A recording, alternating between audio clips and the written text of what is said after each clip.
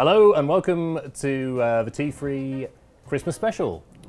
Merry Christmas. It is Christmas. This is our house, and we'd like to wish peace on earth and good tech to all men this And Christmas. women. And women. So we've been out shopping for each other. We have. It's been a very expensive Christmas. Very expensive. What have you got for me? The first thing I have, Because I noticed you're looking a bit stubbly, Yeah. it's the Braun Series 9 titanium razor electric shaver. This is different because it has a titanium cutting blade rather than the traditional steel that electric shavers use. And why is that better? That is stiffer. So it holds up. It holds up better to the 3-day shave rather than the everyday shave. Yeah. Well, that's good, because old razors, of course, as we know, just felt horribly floppy and it's kind of like a goat's tongue licking your face, which you don't want when you're having a shave of a morning.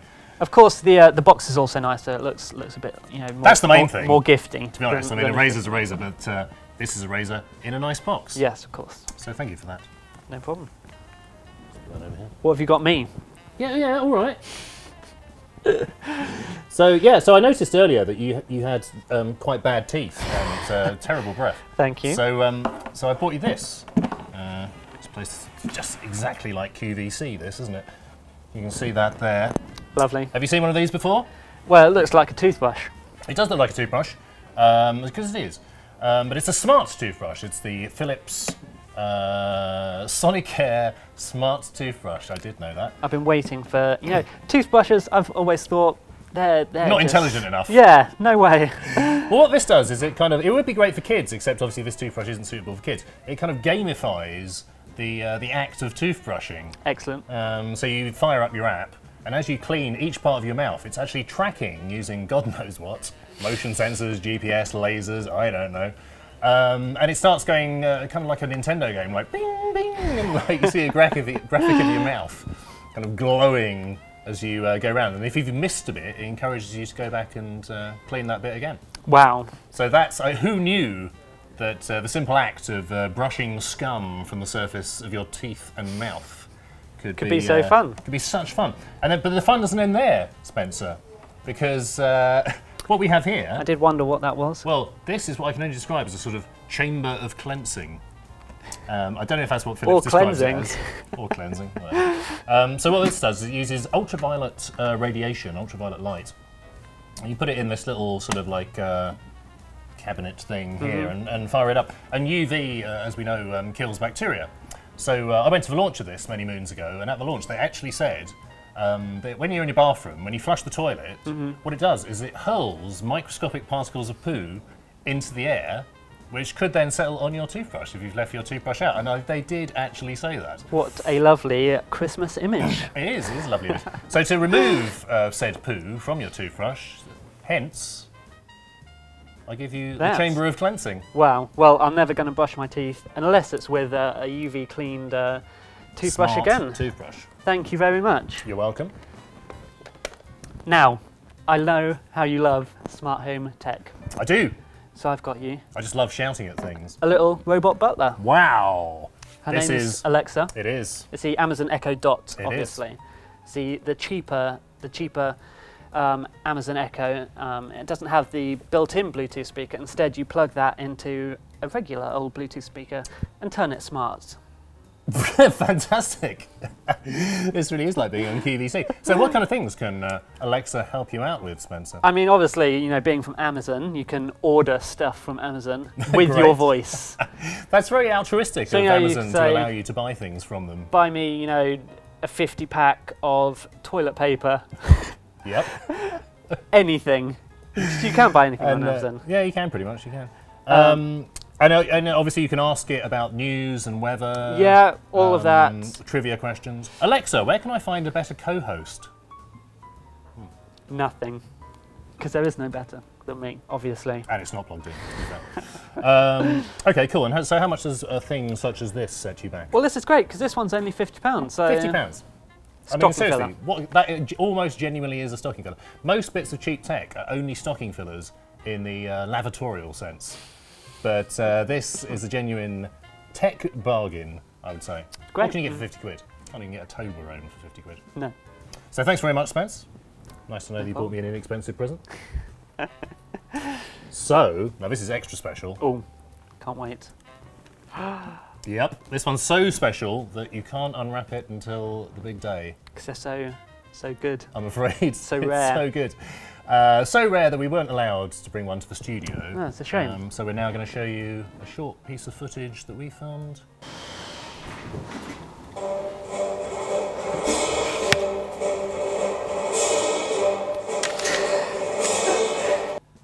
So wow, have you ever seen an unboxing like that? That was, quite frankly, the best unboxing I've ever seen. Yeah, I'd agree with that. I mean, an unboxing with audio, yeah, and quite the box. And lights and audio. It's like a, you know... Son et lumière. Cinematic experience. As the French say. Yeah, I think it's fair to say this is aimed at Star Wars nerds. I mean, obviously, if you didn't pick it up from that unboxing, it's a drone.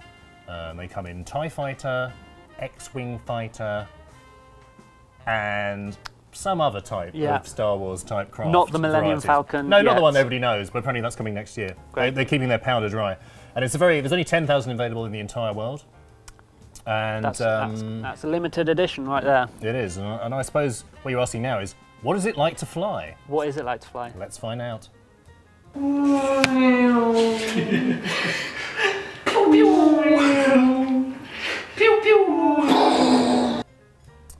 Yeah, wow. So pretty impressive.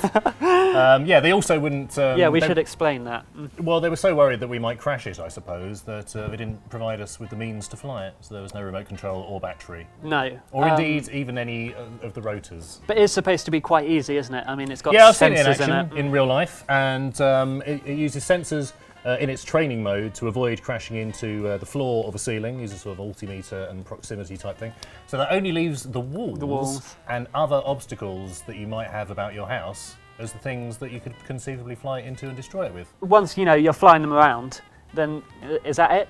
No, that's not it. I'm glad you asked me that. Because they also have lasers built in. Wow. Actual lasers, hence that's why we were going pew pew pew pew pew in the video. It's so you can play laser tag. So you got your TIE Fighter, you got your X-Wing Fighter, or you got your whatever the other one is. Yep. And they detect when they've been hit by the lasers. So it's basically like Laserdrome in Peckham. That's still in Peckham. Only in Star Wars miniature flying drone form. Wow. And who hasn't wanted that?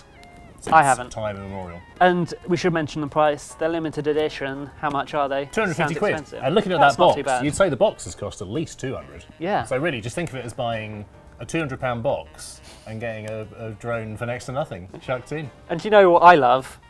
I love putting batteries in things. Does this make that a special experience? Yes, it does. This is we weren't able to do this because they didn't send us the remote. But I've seen this.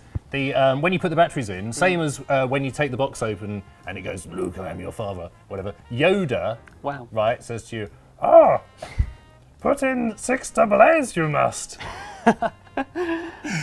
Or that might be that's Cookie Monster, or possibly Grover from the Muppets. Says that. Wow. All voiced by the great, the late Frank Oz. My turn. May the gift be with you. I know you're very. To all men. I know you're very protective of your property. I am. If anybody attempted to burgle my property, I would kill them.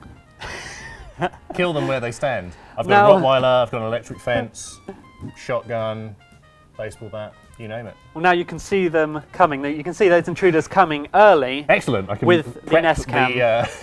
Prep the bat. This isn't any old Nest Cam. Nope. It's the outside one, so it's weatherproof. Well, that's good. Yeah. It's not completely wireless. You still need to plug the power cable in, but apart from that, yeah, it connects to your Wi-Fi router. But surely, if a ne'er-do-well were to venture onto my estate with the intention of robbing me, the first thing he would do would be to cut the wire to the camera. Yes. Would he not? No, because the power cable is, you can't cut it. It's reinforced. It's reinforced. Yeah, it's reinforced, so you can't cut it. You can use a chainsaw. No. Although you would lose the element of surprise and stealth if you use a chainsaw, to be fair. Yeah, no, it's it's even chainsaw proof.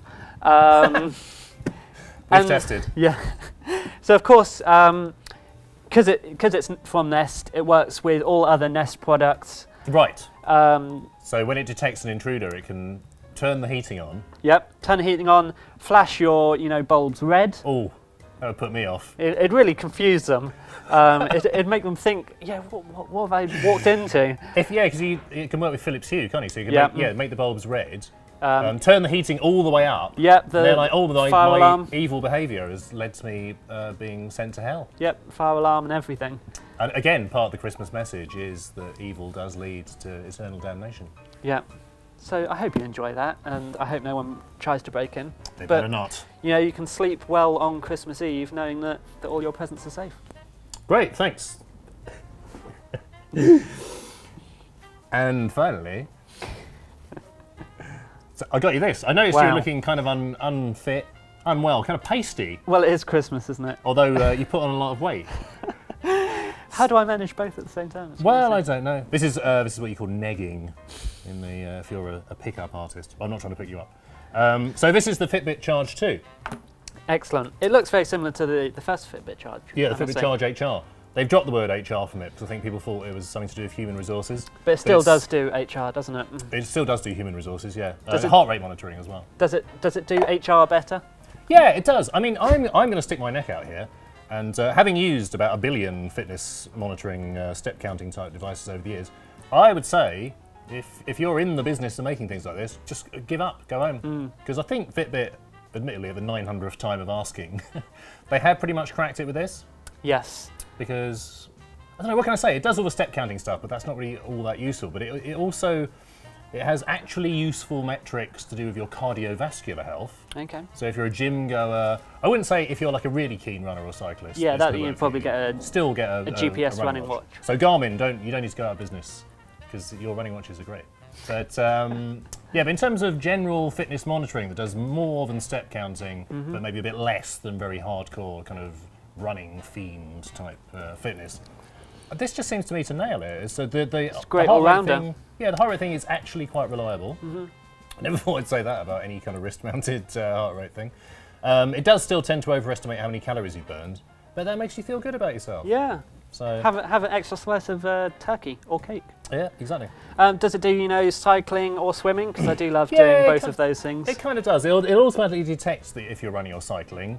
If you want proper accuracy, which means you need to use GPS, it doesn't have GPS built in, so you will need your phone. It links to your phone's GPS, which does slightly raise the question, why not just use your phone? But let's not go there. No, we'll ignore that. So yeah, I think it's great. I mean, it's very nondescript looking, but in a way, I think that's good. Yeah. I think when Fitbit made the Blaze, which tried to look a bit more like a sort of trendy watch, I was like, whereas this, I don't know, it's just a black thing strapped to your wrist. Yep. Could be anything. So what I foresee, Spence, is a new you in 2017. Well, thank you very much for that hint, and I can't wait to put that in my bedroom drawer and forget about it. Oh! Burn. That's everything, isn't it? There it is. It's been a good Christmas. It has been a good Christmas. Excellent Christmas. So thanks for watching. Do feel free to like us and leave your pithy observations in the comment section below. If you enjoyed that, you'll be pleased to know we've got another video that's almost identical but features slightly more expensive stuff. Great. After these cheap sub £400 stocking fillers that we've had this time. And you can watch that other video by clicking here somewhere, I imagine. All up there, down in the description, somewhere up there. on the screen. It'll pop up somewhere. Or by Googling us. But yeah, thanks for watching. Thank you. Merry Christmas. Merry Christmas. And a Happy New Year.